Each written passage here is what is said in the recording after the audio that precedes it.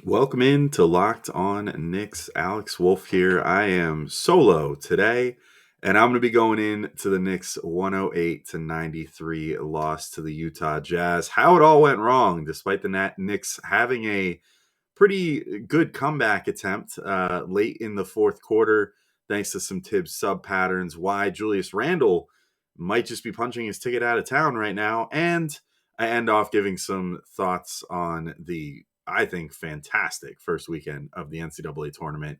Players I like, things I'm looking for, and all that good stuff going forward. Next on Locked On Knicks. You are Locked On Knicks, your daily New York Knicks podcast, part of the Locked On Podcast Network, your team every day.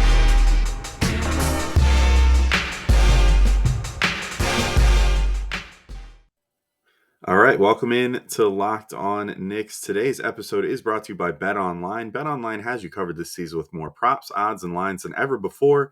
BetOnline, where the game starts.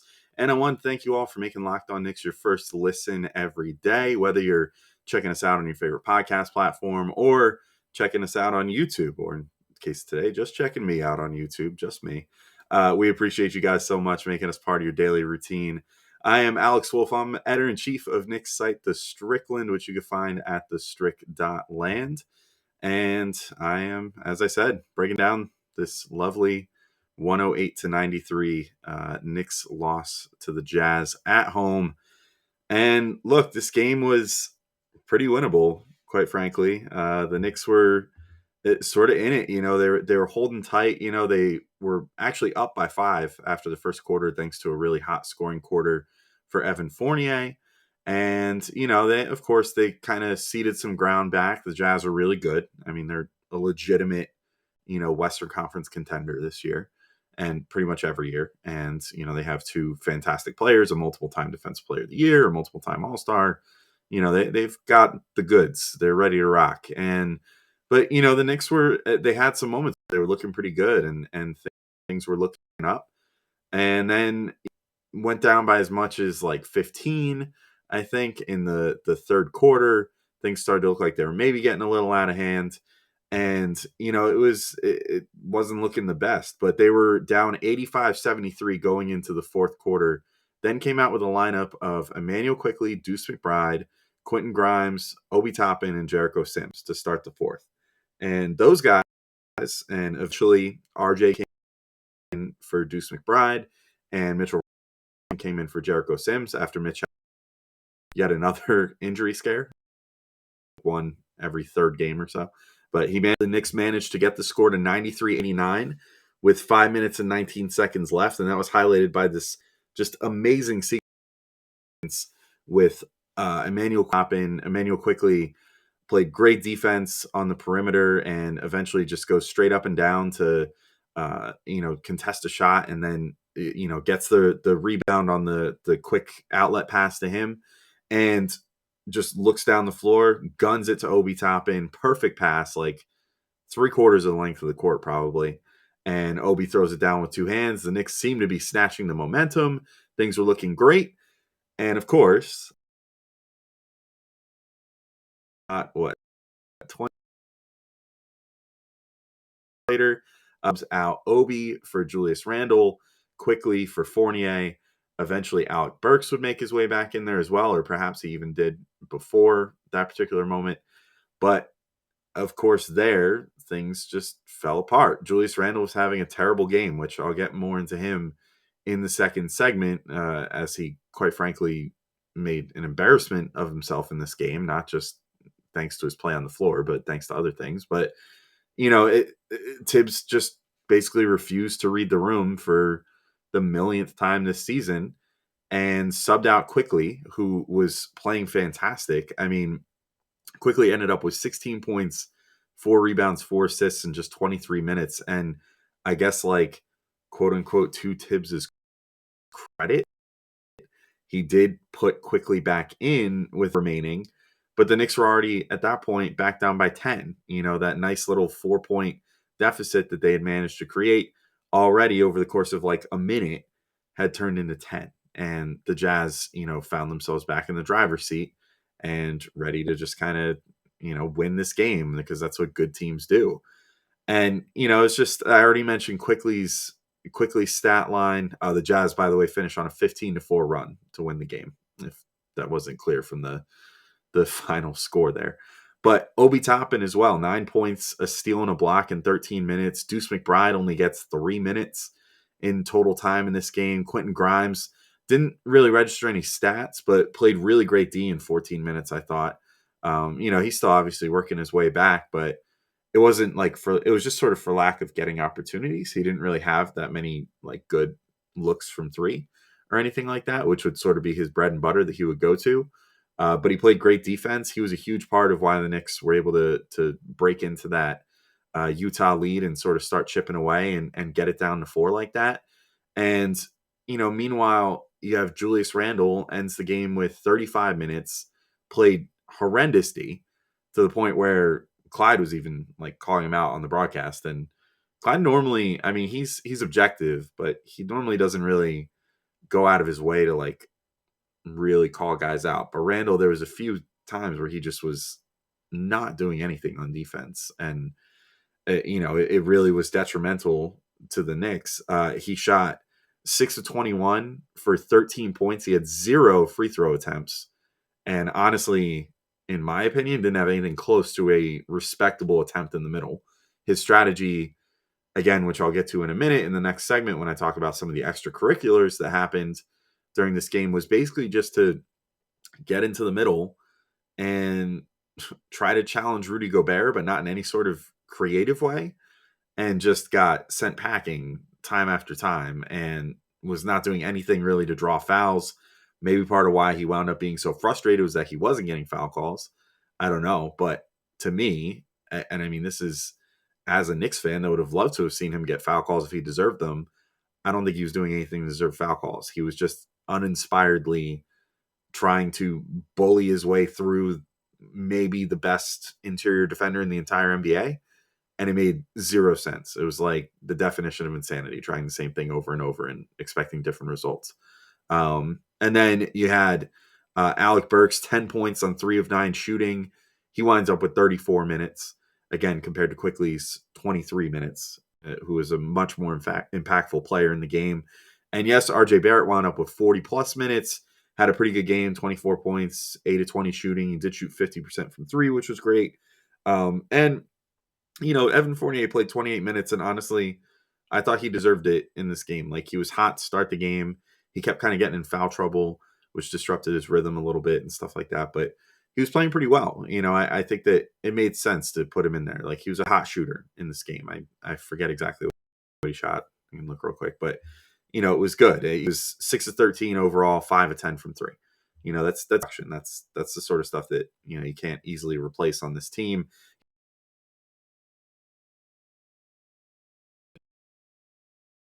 And he's probably now at he hits 3 in each of the next couple games. He might be there. I think he ended the game 7 or 8 away, maybe. I don't know. I'd have to look, but he's getting there. At any rate, though, I thought it was a good game by Fournier, so I don't really have any qualms with him getting minutes. But the Randle and Burks minutes, I'm sorry, it's got to stop. I don't understand what Tibbs is at this point. It even seems like he's regressing from the beginning of the season.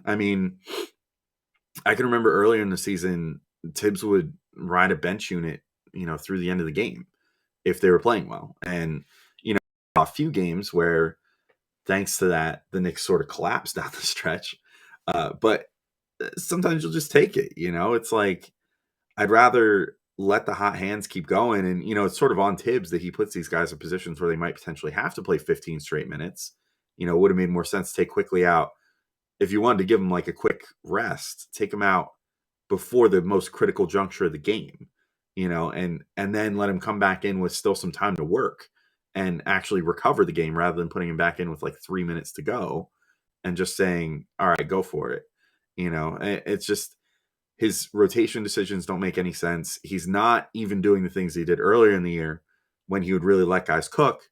and, leave these younger units out there. Leave Obi Toppin out there to close a game if he's playing better than Julius Randle. Leave, Quickly out there if he's playing better than Burks, or earlier in the season it was Kemba, whatever. Leave Quentin Grimes out there to close games, if he's playing well.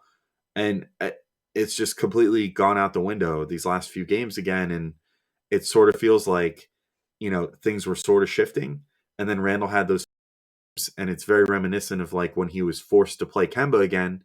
Kemba had a few great games, and then that led to Tibbs starting Kemba again, even though it was one of the worst starting lineups in the league, for like another 20 games after that, just because I guess Kemba earned it by having like 2 good games.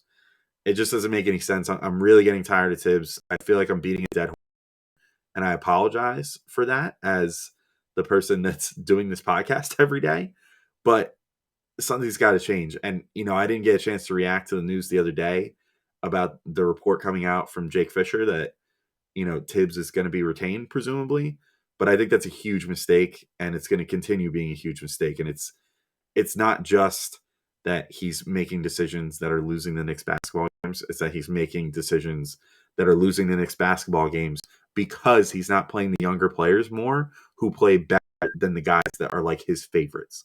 And that's really annoying. And it's not fair. And it completely undermines Tibbs' stated philosophy of this being like a meritocracy where you have to earn what you get or whatever. It's just he consistently proves that he doesn't practice what he preaches pretty much every single game.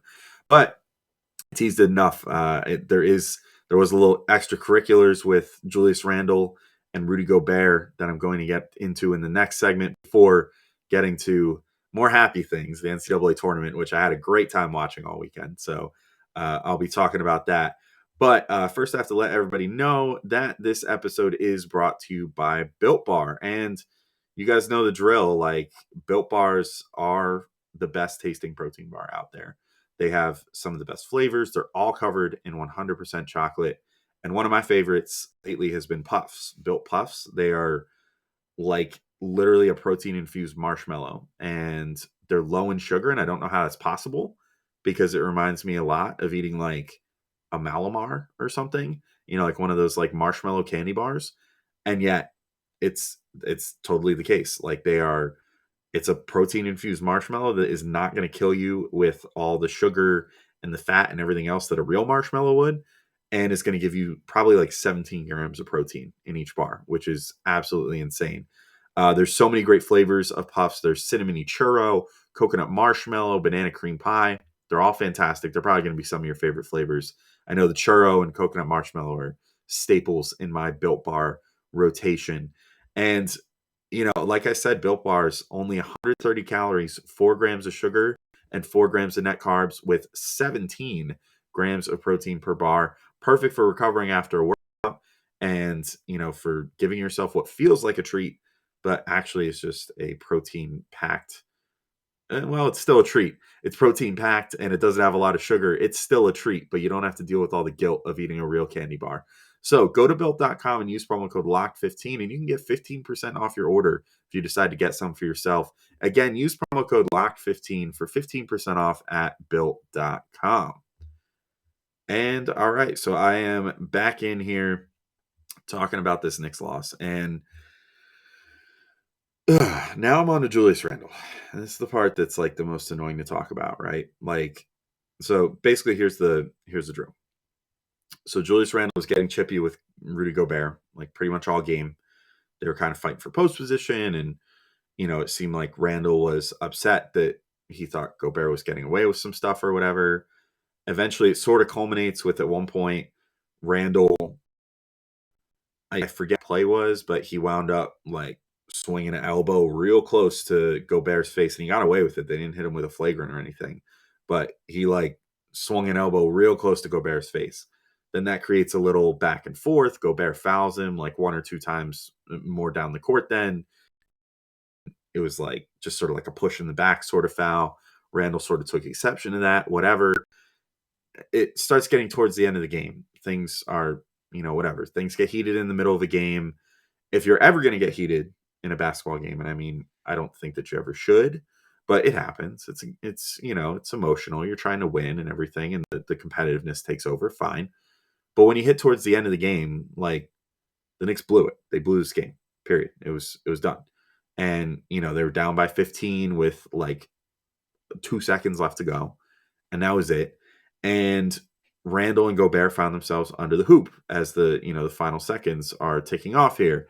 And bear in mind, Randle came in, as I said in the last segment, and basically like he and the starters basically crapped this game away. And they were the main reason that the game like fell apart. And he for whatever Gobert sort of like goes to put his arm around Randle, and it looked like he was saying something to the effect of like, "Hey man, like it's all good, like we're good, water under the bridge, whatever." And Randle like pushes him away and like sort of lashed out a little bit, like swung his arm at him a little bit to like sort of like be like, "Get off of me" or whatever. And then proceeds to like start like jawing at him, and then acts like he wants to like charge him or something. And I Gobert the whole time is kind of just standing there like with his palms out, like i don't I don't understand what happened here. Like I was just trying to like sort of just say like, hey, no hard feelings, I know we had a tough game, but like good game.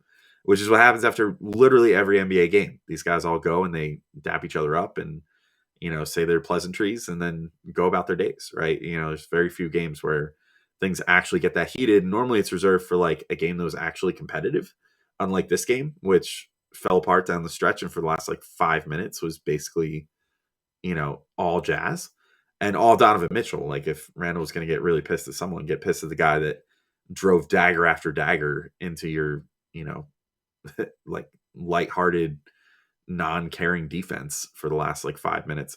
But so then Randall ends up getting held back by like RJ Barrett, which again is hilarious because RJ Barrett's supposed to be the younger guy on the team.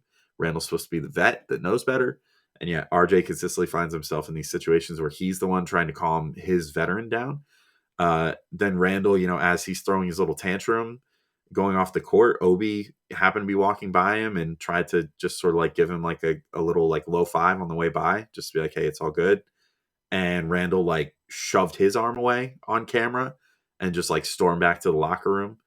And then Randall got asked afterwards what happened there, and he basically lied about it. I mean, there were literal cameras that showed what was going on, and Randall and Gobert were like totally alone. And then Randall, to hear it afterwards, goes, I was trying to have a conversation with the ref, and then he came up behind me and it like caught me off guard. So I like slapped his arm away or whatever. And it's like, dude, there's literally cameras there. Like, you understand you're on camera, right? Like none of that actually happened. So I mean, for once, I'll say I think there's a little too much belly aching over the Knicks policies with the media and stuff. And, like, oh, like, if we hear from Leon Rose, it's going to suddenly like change anything. I don't think that ever, bears any fruit to me. Like, I don't think that we need to hear from the president of basketball operations often. I didn't have a huge problem with if Julius was kind of like going through stuff earlier this year, like to kind of keep him away from the media, and the Knicks paid his fines and all that stuff. Fine. But I actually give him props for making him come out and talk after that one, because it was just an embarrassment. I think that's all that you can really call it at this point.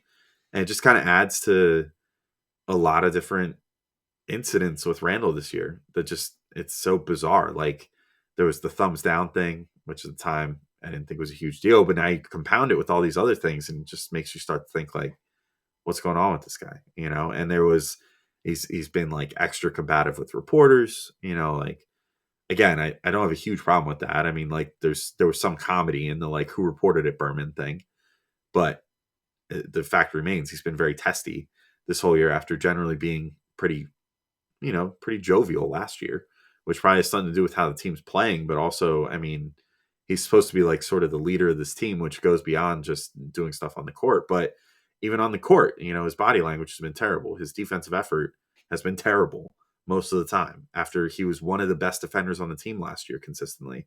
It just doesn't make any sense. And, this isn't even the first time he's tried to like pick a fight this year. So I guess my grand conclusion is just like, this year has been such a fall from grace for Julius Randle. I couldn't tell you why. I don't know if we'll ever know why. It's like how this guy went from So, and maybe it's a contract year thing. Maybe it's that the Knicks rewarded him too early by giving him that extension, and now he's not motivated anymore, I guess. I don't know. That wouldn't be the first time in basketball history that happened. Or maybe there's something going on with him at home or just in his personal life that's spilling over onto the court. I don't know. I don't want to speculate, because that's his business. But what I can judge is what happens on the court and what happens in the immediate aftermath of games and what happens, in like his interview sessions and everything else. And something has changed with him this year. And I'm kind of just at this point where, I hope he either figures his stuff out this offseason and gets everything together, or, if he's not going to be committed to doing that, I hope that the Knicks keep an open mind about potentially moving him. And I know that I was all aboard the trade Randle train at the deadline this year. He started playing better and started seeming more happy and everything for a little bit there. And I started to think, okay, maybe this is salvageable. Maybe he was stressed out about trade rumors or whatever. You know, maybe that's all it was. And maybe he's okay now. And now he seems to just kind of be slipping right back into the same state of mind and state of play. And so I just hope that since we're seeing RJ Barrett really take a next step and look like he could potentially be, the top guy on this team, we're seeing Emmanuel quickly start to look like he's ready to step into a bigger role. Hopefully we see Obi Toppin, I think, looking like he's ready to step into a bigger role. I hope the Knicks keep an open mind about trading Julius Randle this offseason, because if they can't get some sort of commitment that he's going to be more 2021 going forward than 21-22, then they're basically just wasting everyone's time by keeping him around, because he's not going to affect the team in a positive way. And especially if they're committed to keeping Tibbs around, Tibbs is going to continue playing him no matter how he's playing and what he's doing. But anyway, I don't want to go on about Randle too long. I do want to talk about the NCAA tournament, though, which I'm very excited to do, because I thought it was a great time this weekend. And I thought that, it was one of the better first weekends that there's been in a while. A lot of intriguing storylines, a lot of good stuff going on. So I'll talk about that next. But I do want to let everybody know that if you want to bet on the NCAA tournament, it's that time of year again. The tournament is upon us, and you can get all the latest odds, contests, and player props at betonline.net. They're the number one source for all your sports betting needs and info. BetOnline remains the best spot for all your sports scores, podcasts, and news this season. And let me tell you guys, I started looking at early lines for next week. One that stands out to me, I mean, go hammer this if you feel inclined to, like I do. Duke versus Texas Tech. Duke, again, the 2 seed. Texas Tech, the 3 seed. Duke looking pretty good so far. I mean, maybe not as dominant as you might want with the amount of like star power on their team, but still pretty darn good. And Texas Tech also good, but they had a scare in the second round. Duke is currently the underdog via betonline.net. They're a +1 in the, if you want to bet them against the spread, or just a +105 in the money line straight up. I'm like, dude, that's an easy bet to me. I mean, I'm betting on Duke. I know that they've had their issues sometimes getting over the hump in the tournament, whatever, but they got a lot of talent, which I'll be talking about in a second. So that's what I'm looking at for sure as a potential bet make there. And it's not just basketball on BetOnline either. BetOnline is your continued source for all your sport wagering information needs, including live betting and your favorite Vegas casino games. Head to the website today or use your mobile device to learn more about the trends in action. BetOnline, where the game starts. And I just thought I'd quickly pump up to the NHL Trade Deadline coming up this week. And on NHL channel is doing something crazy. They're going to have every single channel go live from 3 to 3:30 p.m.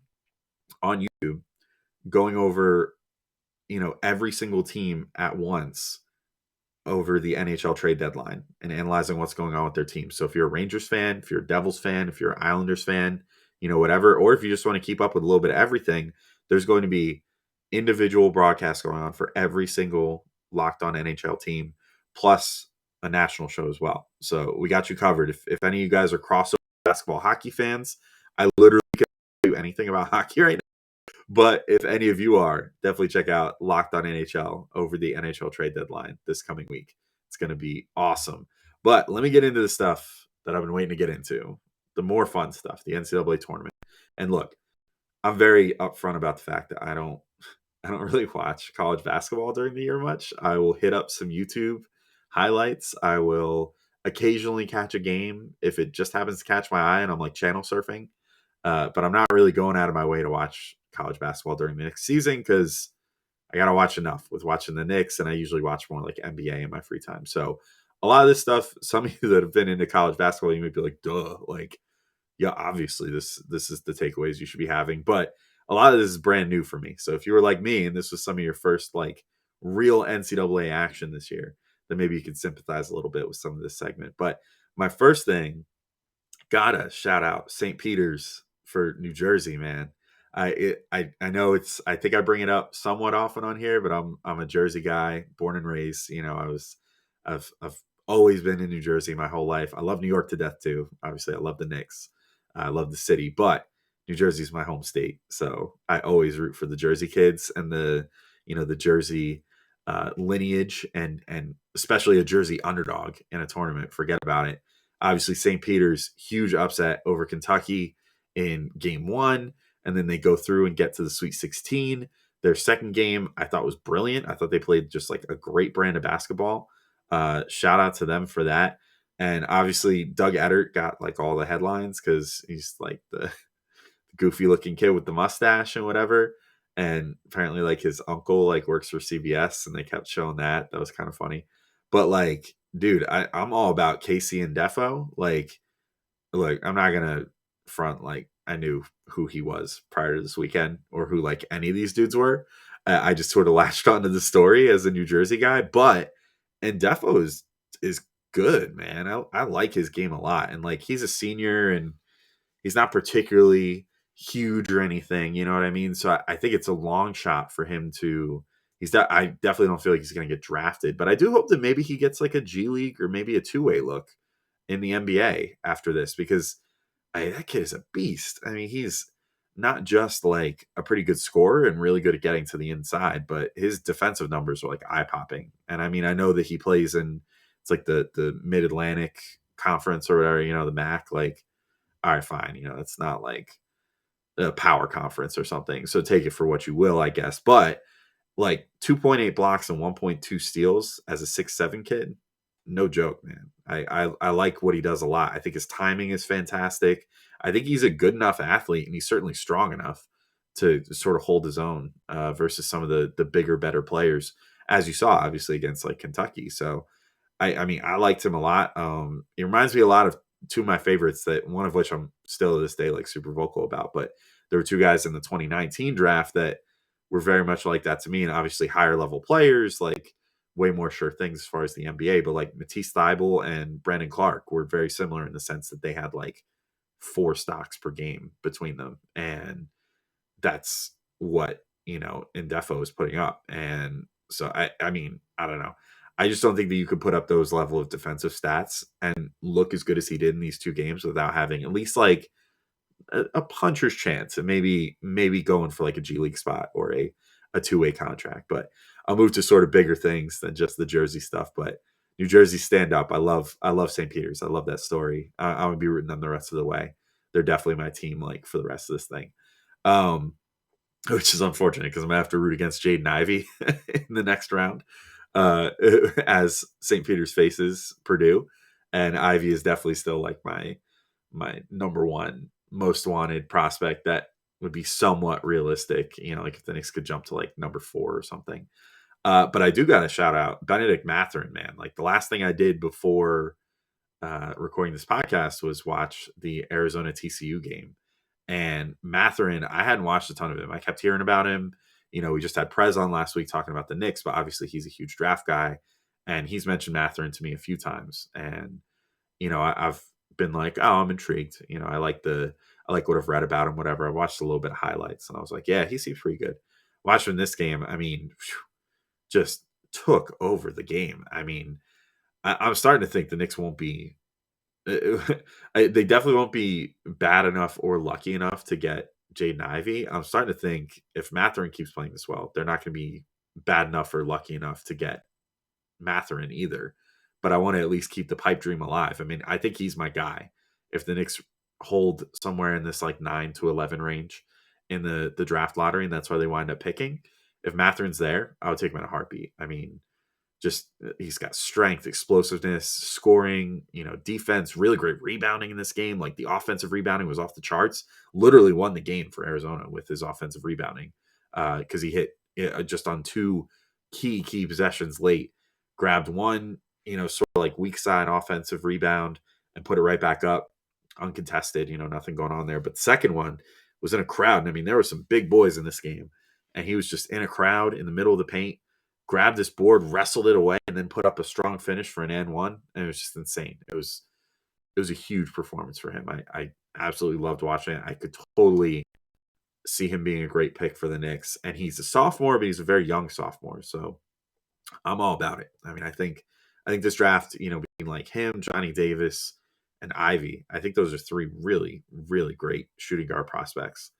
And I think that this draft is getting a little underrated so far as how people are looking at it as like a weaker draft class or whatever. Some other guys that interested me, Chet Holmgren. I mean, probably going to be number one pick or at least top three. It'll be between him, Jabari Smith, and Paolo Banchero. And, but I've watched him some, but, I really wanted to see this matchup with Jalen Duren of Memphis and to sort of gauge both of them. And I came away way more bullish on Chet than I was on Duren. I thought Duren struggled a bit with, with foul trouble, knowing when to gamble, against Holmgren and against Timmy on Gonzaga, who like Timmy's not an NBA caliber athlete, but he's got NBA caliber savvy. And I think Duren fell for that a lot. And, I think that I think Duren had his moments, but I've certainly thought, and I've heard some other people say like, oh, like, if the Knicks end up like number 10 and you think Duren's going to be available there, maybe that influences your decision to let go of Mitch or not. And like, I'm going to say right now, like if you're planning to start Duren next year, it's going to be a learning experience. I think like he's definitely, I mean, he's really young. He's clearly very talented and like a perfect physical specimen for the center spot, but he's got a lot to adjust and he's going to have to take some time to get seasoned in the NBA, probably like 2 seasons or so, at least based off what I've seen. And he's had some good games, but like this game, I think was pretty telling based off the caliber of competition and how good the front line was for Gonzaga. But Holmgren, I thought played really well. I think the length is going to win out for him over the skinniness, and he'll be okay, in the NBA. I think that his level of talent, like you just got to roll with it, like put him out there as like a 4 at first, because I think he can keep up with 4s, and his length will be crazy. Like if the Knicks luck out and they get the number 1 pick, like I was just talking about Trade Randle, throw Holmgren and Mitch out there. Nobody's scoring anything. Holmgren can legitimately space the floor. He can legitimately dribble. He can legitimately pass out of the 4 spot. I mean, he's not going to play like a wing like Randle does, but he's going to play like a 4, like more like what you expect out of a 4. And I think he's going to be great. I would totally love if the Knicks managed to jump up to number 1. It would just be kind of hilarious if, like this is supposed to be a weak draft. If this was the draft, the Knicks finally got number 1, but I like him a lot as a prospect. Paolo Banchero too. I watched him some, particularly in Duke's second game. I mean, he's really good. He's clearly a very good scorer. He's got really elite footwork. I really like him a lot. I'm looking forward to seeing what happens with him. I got to shout out Eddie Lampkin on TCU. He is a big boy. I don't know what his NBA prospects are at all. I don't think they're very high, but that dude was hilarious. Like he was doing the too small thing, like consistently down, annihilating Arizona. Admittedly, they didn't ultimately win the game, but shout out to Eddie Lampkin. He was very fun. And then last guy I'll throw out there, Hunter Dickinson on Michigan. He's intriguing to me. I might have to like get Schwinn on here or Stacy Patton and see what they think of him, because they're both Michigan fans, but he definitely intrigues me. Like even if the Knicks keep Mitch, like I would love to get someone like him who's like a good rebounder, has good touch around the inside, is a shooter, like he can at the very least shoot from the elbow. It seems like he's probably got range out to 3 though. That's developing right now.